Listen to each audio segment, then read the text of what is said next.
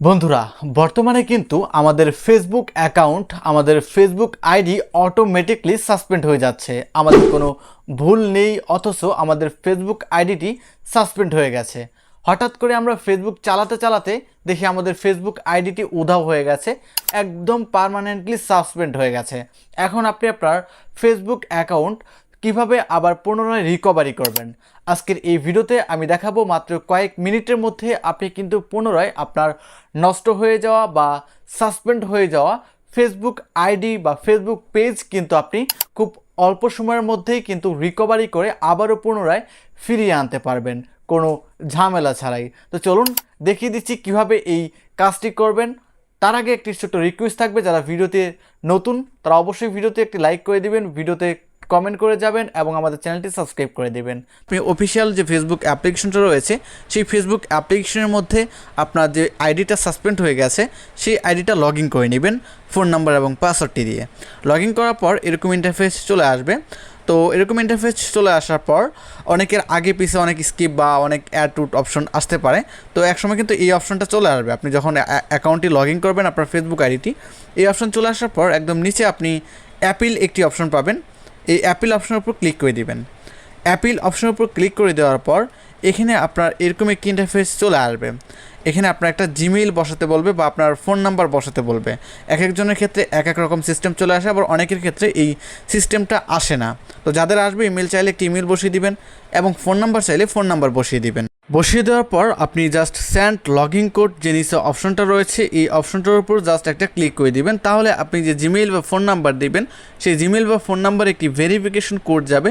সেই কোডটি দিয়ে আপনার এখানে বসিয়ে দিয়ে জাস্ট নেক্সট করতে হবে। তারপর বন্ধুরা এরকম ইন্টারফেস আপনার মাঝে চলে আসবে। আপনি ফোন নাম্বার বা জিমেইল দিয়ে যখন ভেরিফিকেশনটা কমপ্লিট করে নেক্সটে চলে আসবেন এরকম ইন্টারফেস চলে আসবে।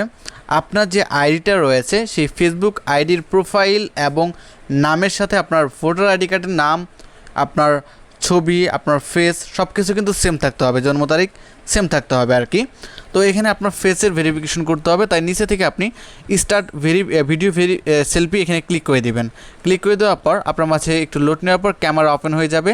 তো ক্যামেরা ওপেন হয়ে যাওয়ার পর আপনি এখান থেকে কিন্তু মূলত আপনার ফেস ভেরিফিকেশনটা করে নেবেন। তারপর ঠিক এরকম ইন্টারফেস আপনার মাঝে চলে আসবে। এরকম ইন্টারফেস চলে আসার পর জাস্ট ফিনিশ অপশনের উপর আপনি ক্লিক করে দেবেন। ফিনিশ অপশনের উপর ক্লিক করে দেওয়ার পর একটু এরকমভাবে আপনার অপেক্ষা করতে হবে। তো অপেক্ষা করার পর আপনার মাঝে কিন্তু এরকম ইন্টারফেস চলে আসবে, অর্থাৎ আপলোড ইওর আইডি, মানে আপনার এনআইডি কার্ড, ভোটার আইডি কার্ডের কিন্তু আপনার ছবি আপলোড করতে হবে। তো টেক ফটোতে ক্লিক করে দিবেন। তারপর এখান থেকে আপনি সিলেক্ট করবেন আপনি কিসের মাধ্যমে আপনি এই সাবমিটটা করতে যাচ্ছেন। আপনার ডকুমেন্ট, পাসপোর্ট, ড্রাইভিং লাইসেন্স এবং ন্যাশনাল আইডি কার্ড, এই কয়টার মাধ্যমে। এবং এখানে কিন্তু আরও অপশন রয়েছে, ভোটার আইডি, মানে অনেক অপশন কিন্তু এখান থেকে মূলত রয়েছে। আপনি যেটা দিয়ে করতে চাচ্ছেন আপনি সেটাতে কিন্তু করতে পারবেন। তো আমি যেহেতু এখান থেকে ন্যাশনাল আইডি অর্থাৎ ভোটার আইডি কার্ড দিয়ে করবো, তো এটা আমি সিলেক্ট করে দিলাম। তো ভোটার আইডি নিচে রয়েছে ভোটার আইডি, আমি ভোটার আইডি সিলেক্ট করে নেক্সটে ক্লিক করে দিব। দেন তারপর আপনি টেক ফটোতে আবারও ক্লিক করে দিব। তারপর নিচে থেকে গেট স্টার্টেড অপশনের উপর ক্লিক করে দিব। ক্লিক করে দেওয়ার পর আমাদের ক্যামেরা ওপেন হয়ে যাবে। প্রথমে ভোটার আইডি কার্ডের ফ্রন্ট পার্ট, তারপর ব্যাক পার্টের ছবি আপলোড করতে হবে এখান থেকে। দেন আপনার ছবি দেওয়া হয়ে যাওয়ার পর সাবমিট অপশনে ক্লিক করে দিবেন। সাবমিট অপশনে ক্লিক করে দেওয়ার পর আপনার ছবিটা আপলোডিং হয়ে যাবে। দেন তারপর এখান থেকে আপনি আবারও ফিনিশ অপশনের উপর ক্লিক করে দেবেন।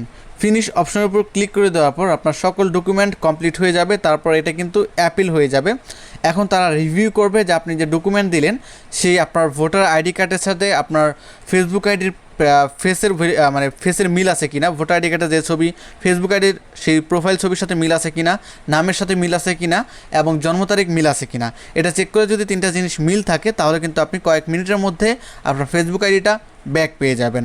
আশা করি বুঝতে পেরেছি কীভাবে আপনার সাসপেন্ড হয়ে যাওয়া ফেসবুক অ্যাকাউন্ট ফিরিয়ে আনবেন।